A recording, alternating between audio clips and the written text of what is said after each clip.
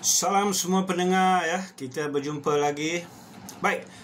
Pada posting saya kali ini saya akan sambung kisah benar yang berlaku pada rakan saya yang saya beri tajuk bisnes sibuk tapi poket kosong.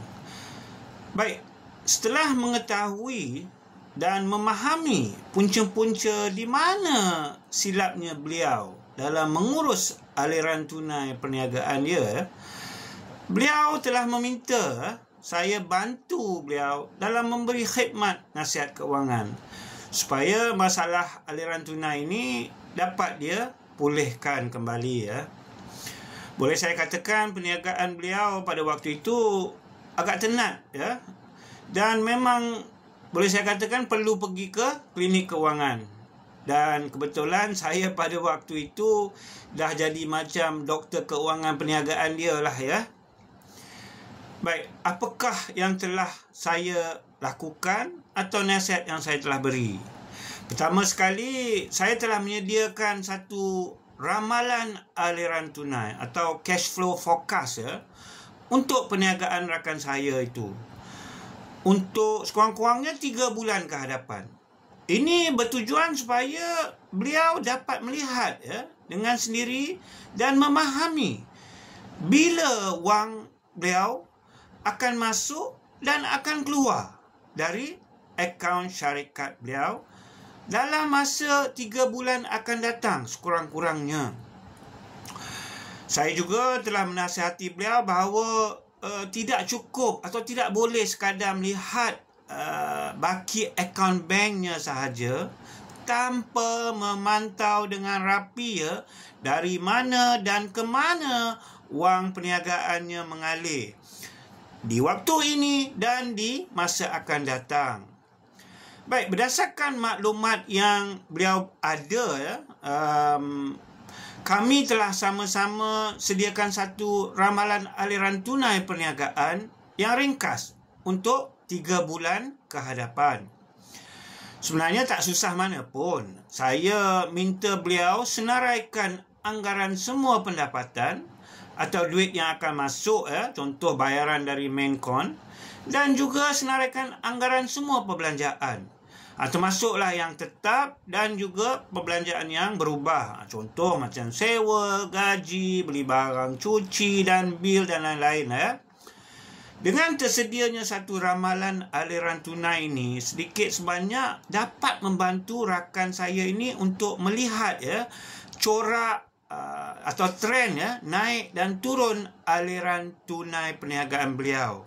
Dan dari situ beliau boleh lebih bersedia merancang untuk menghadapi risiko ya bulan-bulan yang mana tunai tidak mencukupi atau berkurangan.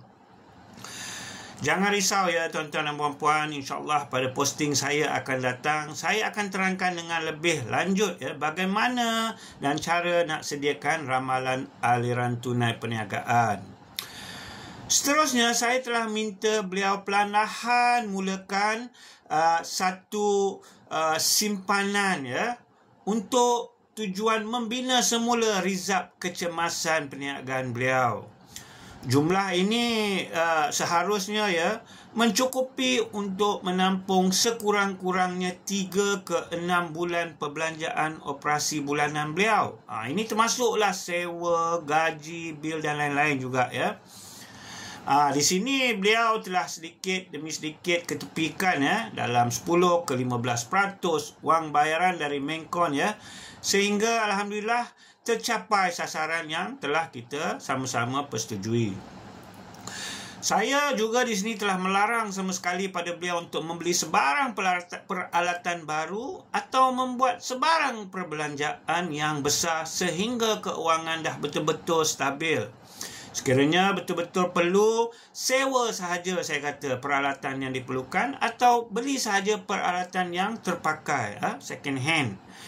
Saya juga telah melarang beliau dari membuat sebarang pinjaman tambahan lagi-lagi yang berkadar faedah tinggi ya, sehinggalah keadaan kewangan kembali pulih.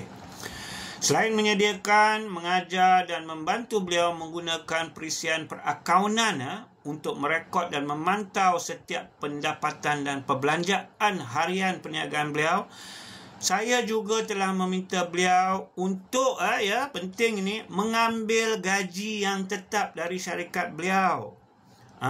Ini supaya mengelak beliau dari mengguna wang syarikat untuk tujuan peribadi. Alhamdulillah, dengan kerjasama yang terjalin dan juga disiplin kewangan yang sangat tinggi, keadaan aliran tunai syarikat beliau telah pulih sepenuhnya dalam masa 6 bulan sahaja. InsyaAllah semua perkara-perkara ini akan saya terangkan dengan lebih terperinci dalam posting-posting saya akan datang. Baik, sampai di sini sahaja perkongsian saya hari ini. Saya berharap semua pendengar sedikit sebanyak mendapat pengajaran atau iktibar dari kisah benar rakan saya ini. Sampai di sini sahaja posting saya hari ini. Nantikan posting saya seterusnya. Diharap para pendengar dapat memberi support supaya channel saya ini dapat memberi manfaat kepada kita semua. Sekian, terima kasih.